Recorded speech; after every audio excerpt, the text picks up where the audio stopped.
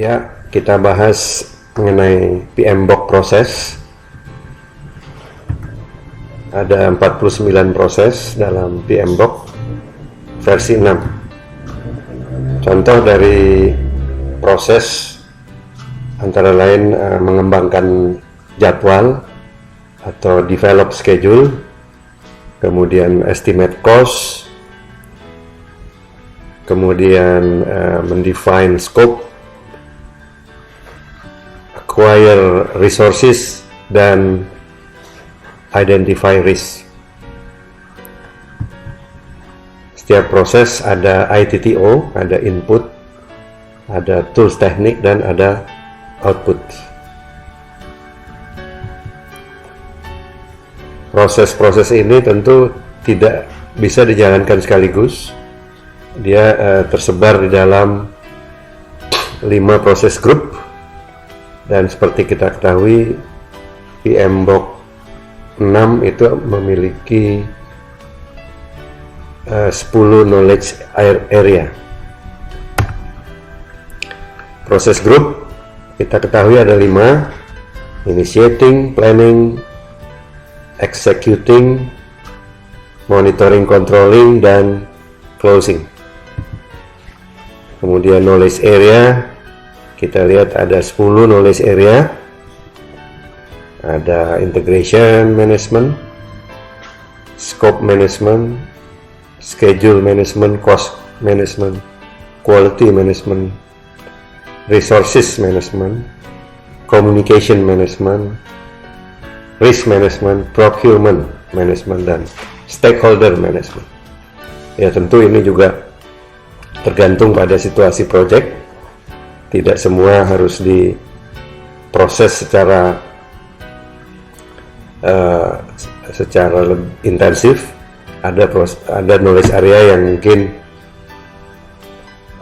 harus dilakukan proses-prosesnya secara intensif. Ada juga yang cukup sambil lewat saja. Itu semua disesuaikan dengan situasi dan kondisi di dalam project dan melihat pada dinamika yang ada.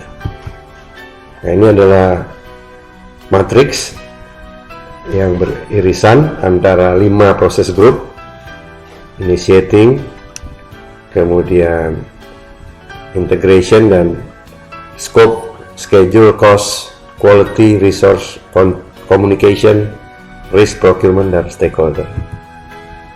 Memang proses-prosesnya cukup banyak, namun sebenarnya itu sehari-hari memang sudah sering dilakukan oleh para praktisi dalam proyek. Dan PMBOK mendokumentasikan best practice yang ada. Kemudian juga ada ITTO, ada berbagai tools teknik yang bisa digunakan apabila memang diperlukan. Ya, tentu tidak semua tools teknik itu dipakai setiap saat. Ya, seperti palu digunakan sesuai keperluannya, dan mungkin suatu hari kita menggunakan gergaji sebagai ilustrasi. Kemudian ada knowledge area, ya, kita tadi udah bahas ada berapa tadi? Ada 10 knowledge area. Yang pertama adalah salah satunya project integration management, yang menjembatani semua proses, semua komponen, dan seluruh stakeholder yang ada di dalam project. Itu adalah fungsi yang cukup penting dalam project management. Ya, jadi semacam lem pengikat, project integration management. Ya, di situ tentu ada lagi beberapa sub activity atau disebut proses. Ya, salah satunya memastikan adanya project charter, adanya project management plan, adanya proses pengarahan dan pengelolaan project, kemudian bagaimana informasi dan pengetahuan dalam project itu dikompilasi, dicatat, disimpan, dan di-share ke bagian yang terkait. Kemudian tentu ada fungsi pemantauan dan pengawasan. Ya, ini fungsi penting yang memang biasanya memang ada di dalam sebuah project. Kemudian bagaimana mengendalikan perubahan secara terintegrasi, ya. Artinya perubahan itu bisa dianggap positif, bisa juga memang cenderung memperlambat proyek atau menambah biaya, ya. Maka harus ada kesepakatan bagaimana perubahan itu akan kita kelola. Kemudian kita close project, jangan sampai project itu ditinggal begitu aja, nggak jelas statusnya. Dan memang setiap orang harus fokus pada penyelesaian project sampai produk atau hasil kerjanya diserahkan kepada pengguna. Ya, terkait scope, ini saya rasa udah bisa ditebak ya, terkait dengan ruang lingkup. Ya, biasanya kita membuat work breakdown structure, kita biasa input ke dalam software kayak Project Libre atau Project atau Microsoft Project. Mungkin ada yang pakai Primavera, ada yang pakai Trello dan sebagainya. Ini semua akan diolah dalam project scope management, termasuk penyusunan product backlog, sprint backlog untuk yang menerapkan sistem agile. Dalam project scope management juga perlu kita membatasi mana yang harus dikerjakan, mana yang menjadi tanggung jawab dari tim, mana yang berada di luar scope. Ya. Beberapa aktivitas penting adalah mengkolek requirement, mengumpulkan requirement maupun kebutuhan dari sistem yang akan dikembangkan. Kemudian membuat WBS, atau bisa juga dalam bentuk product backlog, dalam bentuk user story, atau dalam bentuk product vision, ya, itu bisa juga.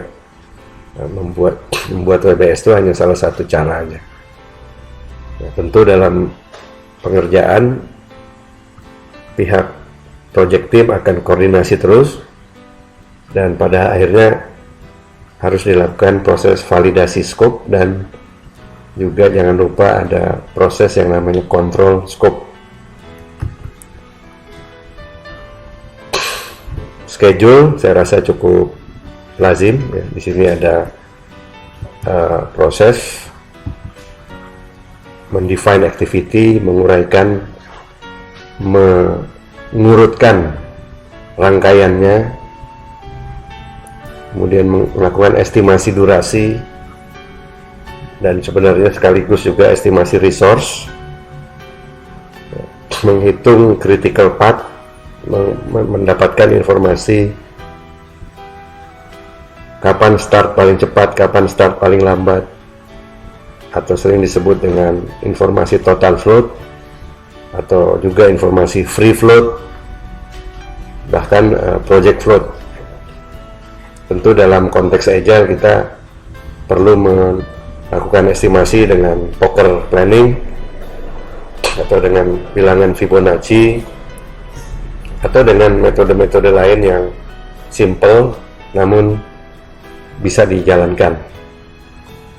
Salah satunya juga perlu ditetapkan sprint itu akan dilakukan berapa hari, atau berapa minggu, atau berapa bulan sebelum hasil-hasil dari suatu sprint diserahkan kepada product owner.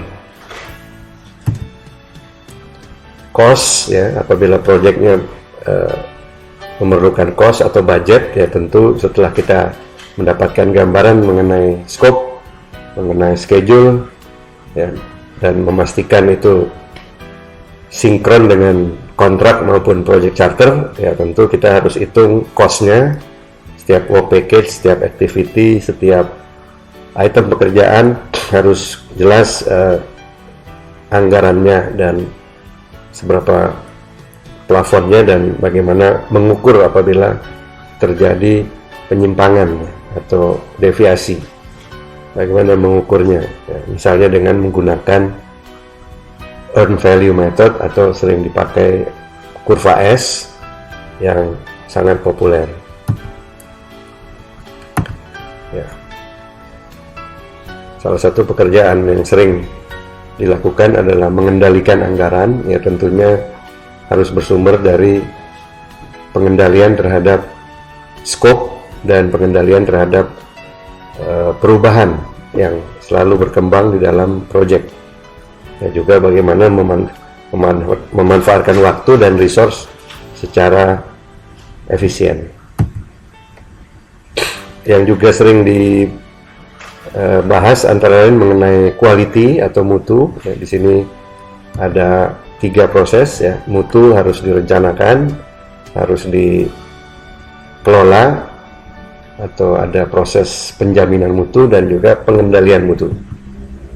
Resource, ya, sebelumnya hanya human resource, namun di PMBOK 6 ini mereka menyebutnya hanya resource, berarti ada man atau manusia, ada money, uang, ada mesin atau peralatan, dan juga ada material misalnya.